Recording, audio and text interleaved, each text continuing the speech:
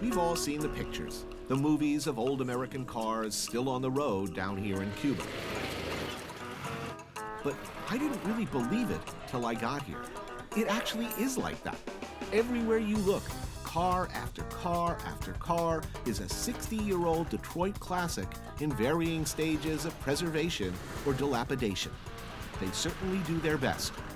Modified, mongrelized, customized, or simply glued and taped together, most look really good. If there's one trait that's distinctly Cuban, it's making the most with what you got. And they are justifiably proud of these enormous hunks of rolling steel, because they represent decades of work and improvisation, and because they know what some of these things will be worth outside the country. Real bucks.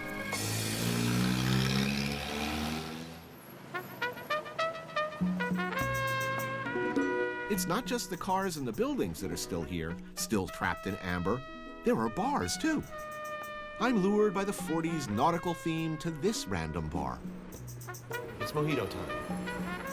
Portholes and fish tanks. I love that. So I step in out of the blue and into the deep.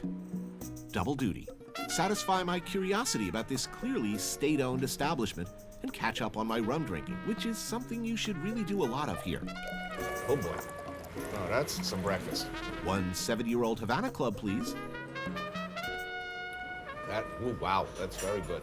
That's like cognac, man. Ooh, that's nice. Uno más? No, otro? Sí, gracias.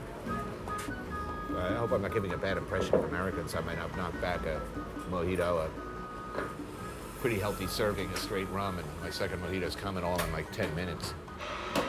Other than the addition of perhaps pirate garb for the servers and bartenders, one could hardly improve on this place. Perfectly preserved. And they make an excellent mojito as well. You know, it occurs to me, like Hemingway drank daiquiris, right? It's kind of a girly drink. He's picking on that nice Fitzgerald and always calling him gay and stuff, and then he's drinking like daiquiris. My theory always was that Hemingway was hung like a hamster. Not that there's anything wrong with that. As one rum, then another burns a slow hole in my empty stomach, I decide to venture an order of escabeche, usually kingfish cooked and marinated and served chilled. The fish oil and vinegar should mix nicely with the rum and lime juice. Man, that looks good. Get in on there, my friend. Take a look at that. Oh, this is awesome. I could easily stay here the rest of the day, and frankly, I'd like to. But the bitch goddess television awaits. Work to do.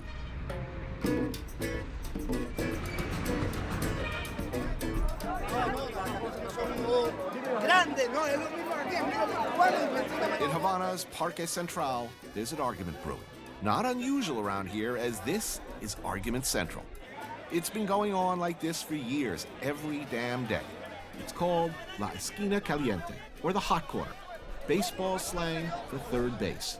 And you come here to fight.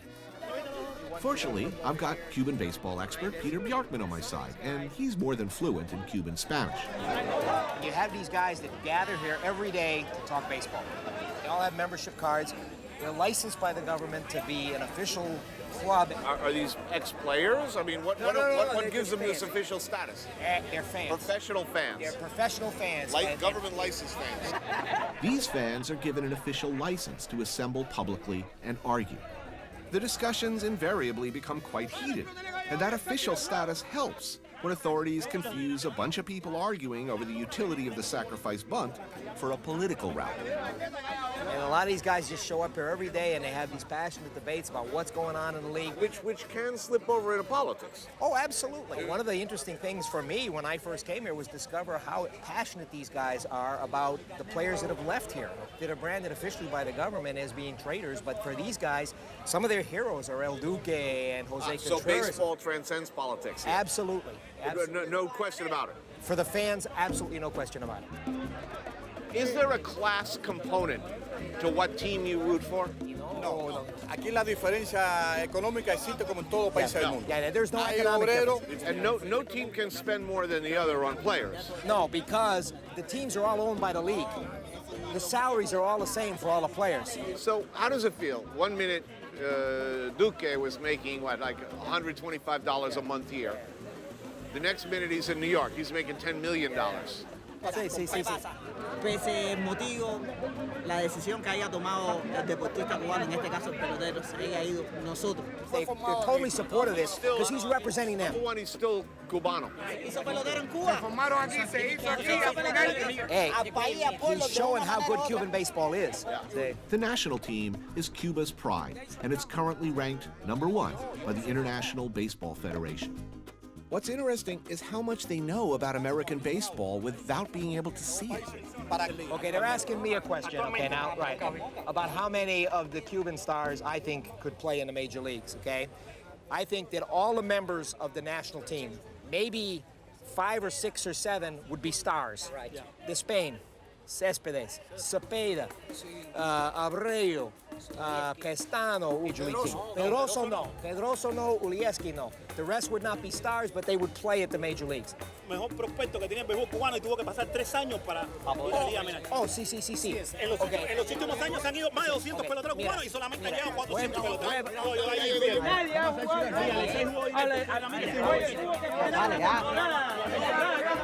Now we get into a good argument.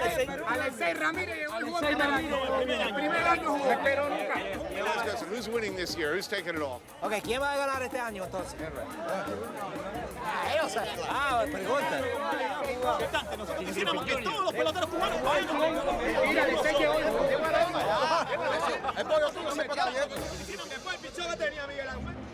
I'm eating the guys for lunch, but I can, it seems, never resist the urge to get my face or other part of my skull carved up by a stranger with a sharp blade. I'm trusting that way. You know, my last barber scene didn't end so well. Maybe you remember this. It was at Chosis, Cambodia. Doesn't seem too busy either. I mean, how many of these do you...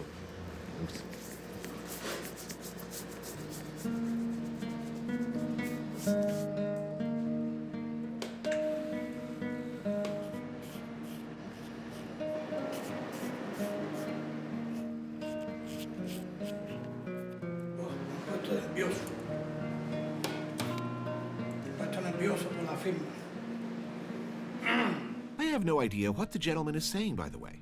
I mostly kept my eyes closed and dreamed of puffy pink clouds and unicorns. Somewhere, I could hear my camera guys muttering something about how he was nervous, and I could certainly feel the man's trembling fingers on my neck as he came at me with a straight razor. But in my zen-like state of calm, I was blissfully unaware that in the world outside my head, it was like carving a roast, a slaughter fest, the red cravi spilling like rain. Nice unicorn. Nice.